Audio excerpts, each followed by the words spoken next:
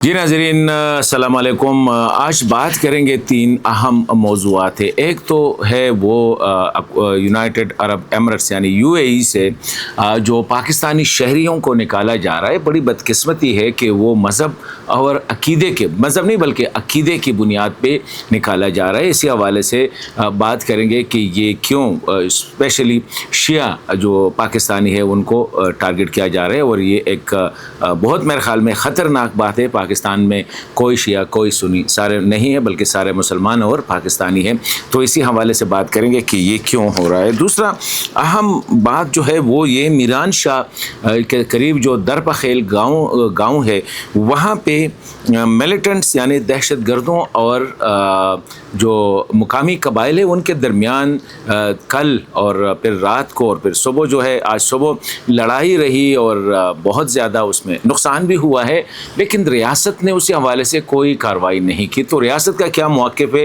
اور کیوں یہ اس طرح ریاست کا یہ رویہ جو ہے مقامی سطح پہ شکوک و شبہات کو جنم لیتا ہے، تو اس پہ بات کریں گے کہ جب سیف اللہ درپخیل جو کہ مقامی ملک تھا درپخیل قبیلے کا اور گاؤں کا، اس کو ملیٹنٹ نے آ کے قتل کیا، اور اسی حوالے سے پھر اسی قبیلے کے خلاف بھی کارروائیاں کی، تو ریاست خاموش کیوں رہا، اسی حوالے سے بات کریں گے۔ اور ریاست کی طرف سے جو بیان آ رہا ہے چپکے سے۔ دوسری بات اہم یہ ہے کہ ابھی تک ریاست نے ایک جو اتنے بڑے اہم شخصیت تھے، مقامی ملک تھے، اس لوکلی وہ بڑے اہم تھے، اسی حوالے سے کسی نے مذمتی بیان بھی جاری نہیں کیا ہے، تو اس پہ بات کریں گے۔ اور تیسرا اہم ایشو جو ہے وہ افغانستان کے ساتھ سیز فائر کے حوالے سے پاکستان کی وزارت خارجہ کا بیان کہ کوئی سیز فائر نہیں ہے، تو اس کا کیا مطلب ہے؟ کیونکہ 2-3 دنوں سے میں یہ کہتا چلا آ رہا ہوں کہ افغانستان کے ساتھ بلکہ افغانستان کے ساتھ نہیں، افغان طالبان کے ساتھ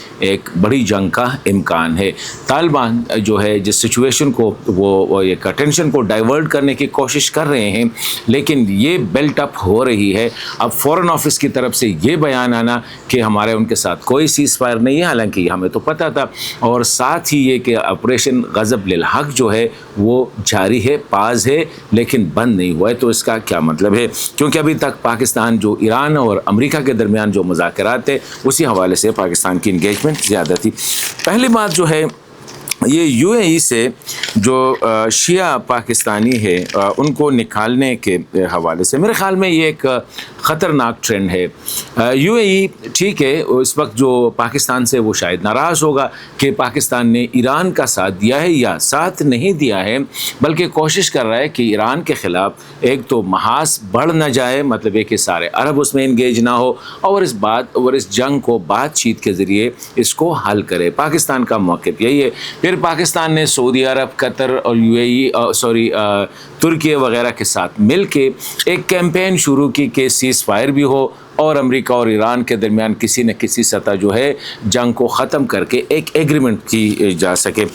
یو اے ای کو تو پریشانی ہو سکتی ہے، ٹھیک ہے، ایک کنسرن اس کا ہو سکتا ہے، اور پاکستان وہ شاید ریئلائز بھی کرتا ہے، لیکن اس کا یہ مطلب نہیں ہے کہ یو اے ای اتنا ہارڈ ہو جائے کہ پاکستان میں ایک خاص کمیونٹی کو صرف اس لیے ٹارگٹ کر رہے ہیں کہ وہ شیعہ ہے۔ یہ جو خبریں آ رہی ہے کہ تقریباً ابھی تک 15,000 جو پاکستانی ہیں موسٹلی شیعہ ان کو نکالا جا رہا ہے، یہ غلط اس لیے ہے کہ شیعہ کا مطلب یہ نہیں ہے کہ سارے شیعہ ایرانی ہیں، یہ ایک غلط بات ہوگی، یا یہ کہ سارے شیعہ جہاں پہ بھی ہے وہ ایران کے مفاد کی بات کر رہے ہیں۔ پاکستان میں میرے خیال میں ایران کے بعد سب سے زیادہ جو ہے وہ شیعہ جو اہل تشیع ہے ان کی موجودگی پاکستان میں ہے، لیکن کبھی یہ دیکھنے میں نہیں ہے، ٹھیک ہے کبھی نہ کبھی بیانات آ جاتے ہیں، وہ تو سعودی عرب کے حق میں بھی آ جاتے ہیں، وہ تو کسی دوسرے ملک کے حق میں بھی آ سکتے ہیں، لیکن اسی بنا پہ اور ریاست کو اسی حوالے سے حکومت پاکستان کو ڈیفینیٹلی اس ایشو کو ٹیک اپ کرنا چاہیے۔ اس پہ خاموشی جو ہے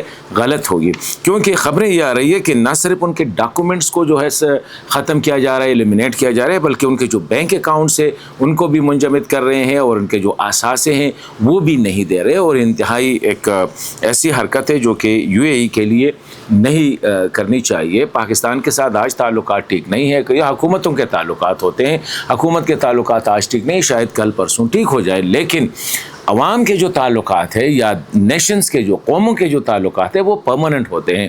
تو یو اے ای کے ساتھ اور پاکستان کا جو رشتہ ہے وہ بڑا پرانا ہے, وہ 60-70 سال پہ محیط ہے. تو اب اگر تھوڑا ایک ٹینشن آیا ہے, ایک فیز آئی ہے, اس کی وجہ سے میں سمجھتا ہوں کہ یو اے ای کو اتنی انتہائی اقدام نہیں کرنی چاہیے. اگر نکالنے ہیں تو پھر سب نکالو جو بھی سامنے آئے. سنی ہے یہ کیا ہے کہ آپ ان کی دیکھ لیتے ہیں کہ شیعہ ہے یا سنی ہے, یا ان سے پوچھ لینا پڑتا ہے, کیونکہ آپ کس طرح یہ آئیڈینٹیفائی کرتے ہیں کہ یہ بندہ ہے, یا ان سے پوچھ لیتے ہیں, یا ظاہری بات ہے خیر پتہ تو چل جاتا ہے. لیکن یہ ایک غلط رویہ. نکالنا ہے تو پھر اگر پاکستانی ہے, خواہ وہ مسلمان ہے, شیعہ ہے, سنی ہے, بریلوی ہے, ہندو ہے, سکھ ہے, عیسائی ہے, جو بھی ہے, لیکن پاکستانی ہے. آپ کا مسئلہ تو پاکستان کی حکومت کے ساتھ ہے, پاکستان میں عوام کے ساتھ تو نہیں ہے. عوام خواہ وہ شیعہ ہے, سنی ہے, بریلوی ہے, یا جس بھی مکتب سے اس کا تعلق ہے, یا جس بھی مکتب فکر سے تعلق ہے, جس بھی سیاسی گن سے تعلق ہے, یا جس بھی مذہب سے. پاکستان میں سنی بھی, ہندو بھی ہے, پاکستان میں عیسائی بھی ہے, پاکستان میں سکھ بھی ہے. تو اگر نکالنا ہے تو پھر سب کو کہتے ہیں جو بھی پاکستانی ہے, پاکستانی پاسپورٹ ہے, پاکستانی شناختی کارڈ ہے, تو ان کو نکالے.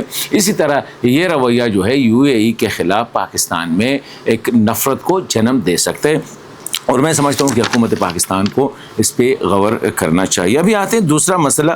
یہ کل سے یہ جو بلکہ پرسوں سے یہ تھا کہ درپخیل گاؤں میں کچھ میلیٹنٹس یا دہشت گرد آتے ہیں, اور جس طرح وہ کرتے ہیں کہ مسجد میں حجروں میں رہ جاتے ہیں اور لوگوں کو کہتے ہیں کھانا لے آؤ, اور جو رضائی شضائی ہے وہ لے, وہ رات گزارتے, ان کی خدمت کراؤ.